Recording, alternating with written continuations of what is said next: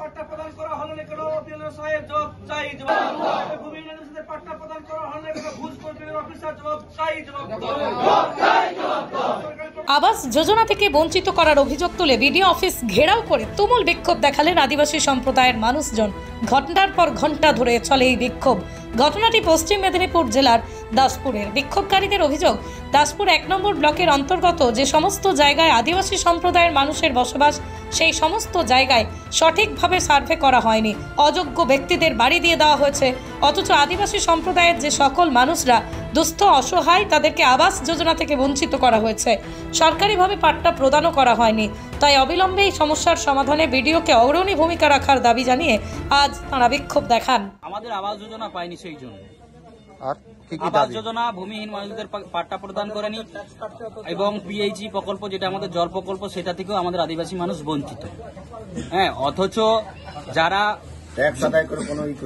যারা অযোগ্য ব্যক্তি, তাদের বাড়ি ঘর সব হয়ে যাচ্ছে, কিন্তু আমাদের ভূমিহীন আদিবাসী আজকে আমাদের দাসপুর ব্লকে, আপনারা দেখেছেন আমাদের দাসপুর ব্লকে প্রায় 2000 থেকে 3000 আদিবাসী মানুষ বসবাস করছে, সম্প্রদায়ের মানুষ বা এসটি সম্প্রদায়ের মানুষ।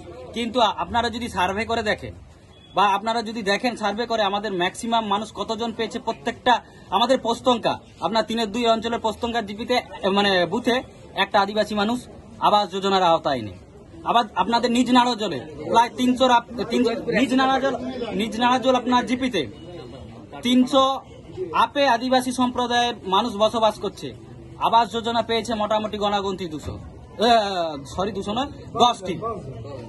এই বিষয়ে জানিয়েছিলেন না? হ্যাঁ, আমরা এই বিষয়ে অনেকবার বিডিও সাহেবকে এবং বিএলআর সাহেবকে জানিয়েছি। বিডিও সাহেব বলছে আপনাদের পাট্টা নেই, সেই জন্য আপনারা আবাস যোজনার বাড়ি পাচ্ছেন। এটা কি যুক্ত কথা বললেন উনি? আমাদের যদি পাট্টা যদি না থাকে, তাহলে আমাদের অঞ্চলের ট্যাক্স, আমরা বছরের পর বছর অঞ্চলে আমরা ট্যাক্স দিচ্ছি, আমরা সরকারকে ট্যাক্স দিচ্ছি, ইলেকট্রিক বিল দিচ্ছি।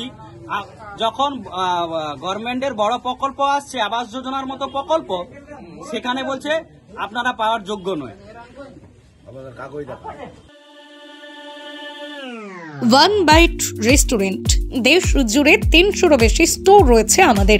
সেই ওয়ান বাইট রেস্টুরেন্ট এখন আপনার শহর আরামবাগে।